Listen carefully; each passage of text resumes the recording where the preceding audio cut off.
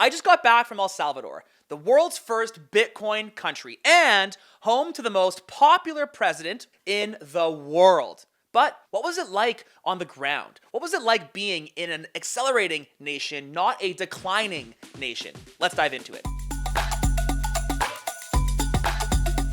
So, first impressions of El Salvador were actually really, really high. You could tell that their airport was developed, or at least good there. We flew straight into the capital of San Salvador, and it felt, I was comparing it to both Costa Rica and Guatemala, places that I've traveled in the last kind of 2 or 3 years. One thing that was interesting was you kind of go down this escalator once you get in there, and the greenhouse effect of going from this air-conditioned, higher up floor down to the ground level where the doors are opening and closing the whole time was so extreme. It was honestly like walking into a greenhouse. The heat changed by like 25 degrees. Our schedule for the trip was pretty basic. The first thing was adopting Bitcoin. We stayed in the capital. We got to our Airbnb, and then the next 2 days were spent in going to the Adopting Bitcoin conference.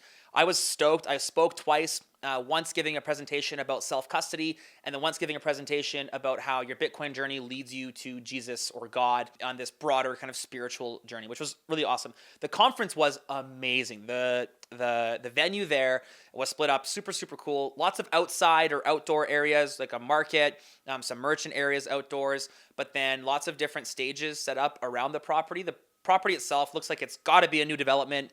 I noticed a theme of lots of new development. You could see lots of developing areas in there. That said, there were still problems with, walking into the conference.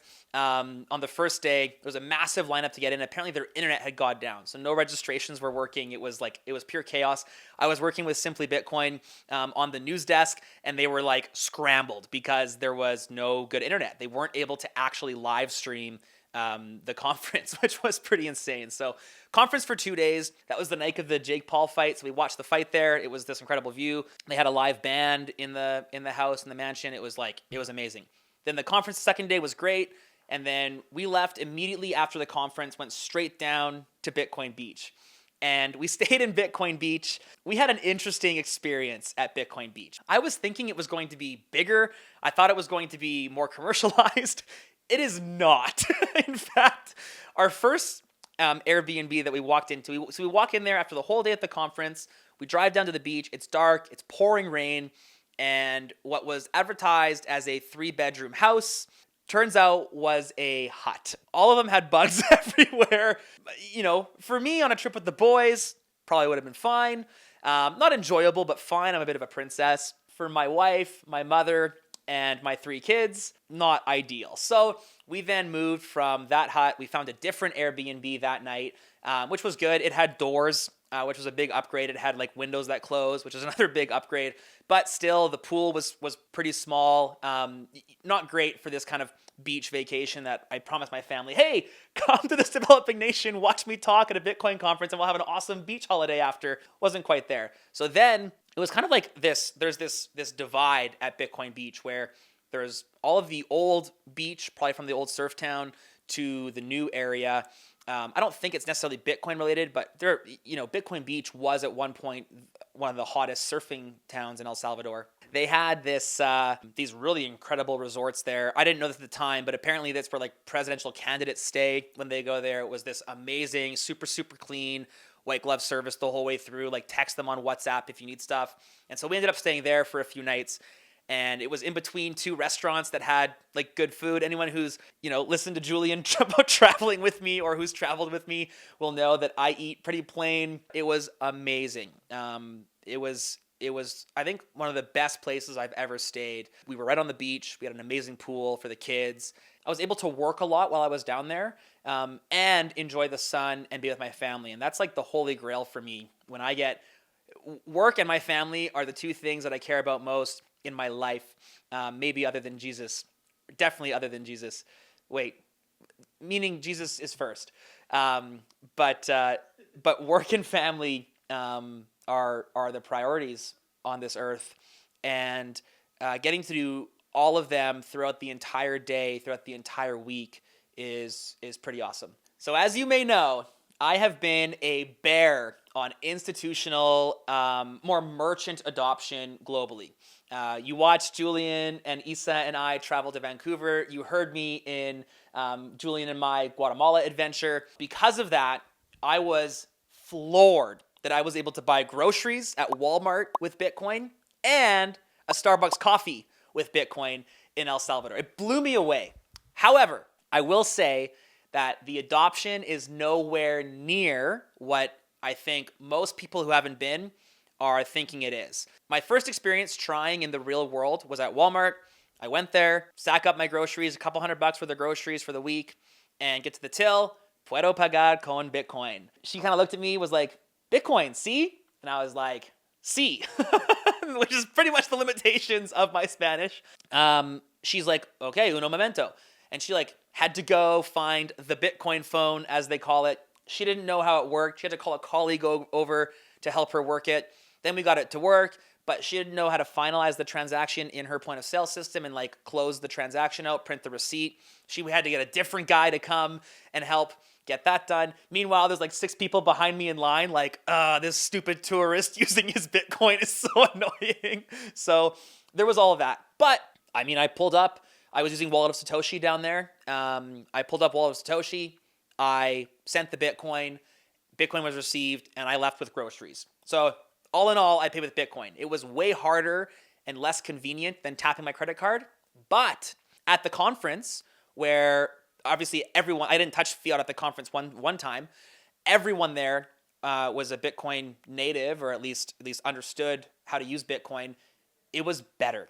For the first time in my life, I experienced a 2 to 3 day market equivalent of actually having a better experience paying in Bitcoin. Further, at Bitcoin Beach, there was more merchant adoption there. Over the last week, I definitely got in the habit of paying for things in Bitcoin. Much prefer that. Ultimately faster, and it felt better, knowing that the Bitcoin I was spending came from my wallet, or a sub of my wallet in Wallet of Satoshi, and was going directly to those people. I think it surprised me how much there was there, how you could pay in Bitcoin, and then it didn't surprise me with how inconvenient or difficult it was to pay in Bitcoin outside of our Bitcoin bubble at Bitcoin Beach or at the Bitcoin conference.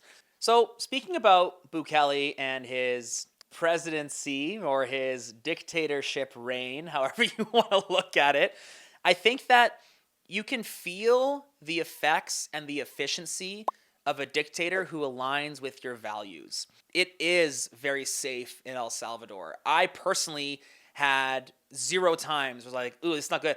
We were like talking to homeless people, we gave them a little bit of money, like we were chit-chatting, like I know with my son, with my 8-year-old son and my 6-year-old daughter, we're just walking around the streets of El Salvador. From what I hear, 10 years ago, that was a non-starter. You wouldn't be there. Even the mainstream media hasn't caught up to the fact that El Salvador is becoming quite safe. I think that there is probably less democracy in El Salvador than there is in Canada or the US. Maybe. I mean, I don't know. Have recent elections shown us there's good democracy?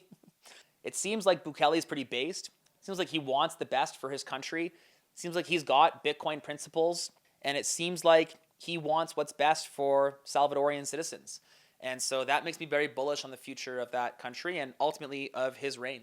And you can see this reign kind of being impacted by the adoption of Bitcoin in El Salvador. You can see how when you have a monetary system that removes your ability to have certainty in the future, your society starts to shorten, starts to make short-term decisions without any regard for long-term consequences. You can see how, especially in El Salvador, how adopting this Bitcoin mindset has given them almost complete certainty of what the future, their monetary availability, their monetary privilege is going to look like. You can see how this country now, this nation state, feels comfortable investing in 10, 20-year projects because they feel very good about the future of their nation. One thing a theme that I kind of ran into over and over and over from Canadians that have moved there was it is so nice to be in an environment where it feels like the nation is moving towards a better place. In North America, I think the common sentiment would be this is a declining nation, both on the left and the right. Everyone can agree that things are getting worse in North America. But you go to El Salvador, a place that has Bitcoin on the balance sheet as a strategic reserve asset, a place that is adopting more low time preference, long-term thinking, and you can fully grasp, you can feel the optimism in the air. You can see people getting good jobs, getting paid good wages. You can understand how they are feeling like for the first time probably in their lives, and maybe even for generations, I don't feel stuck here and I feel lucky to be here. And that's super, super cool. And I think that you can attribute that largely to the adoption of Bitcoin ultimately in everything. So that said, there's the recap. There's El Salvador in a nutshell from my experience. I was only there for 7 days. I had an incredible time being in a Bitcoin country with Bitcoiners. I was obviously in a bubble. But let me know, are you planning on going to El Salvador? Why or why not? Is it still considered too dangerous? Has the mainstream media, the narrative around El Salvador shifted far enough? Is the Overton window blasted yet to give you and your family confidence to visit there? Or do you just have better places to be? Maybe you don't want to experience huts filled with bugs and be required to endure kind of what is largely still a developing nation. I personally think that we are going to continue to see nations like this really separate themselves from the poverty that is induced onto them by the dollar. And I think that we're going to see more countries and have the ability to expand their nation state status because of Bitcoin. So let me know, are you going to El Salvador? If not, where would you like to go? What nation would you rather see adopt to Bitcoin standards so you and your family can travel there safely? Or maybe you have interest there. Maybe you've got a family history there. I want to know, what's next? What's next for this incredible separation of centralization from this monetary supply as we move towards more of a Bitcoin standard? That's it for today, and stay sovereign.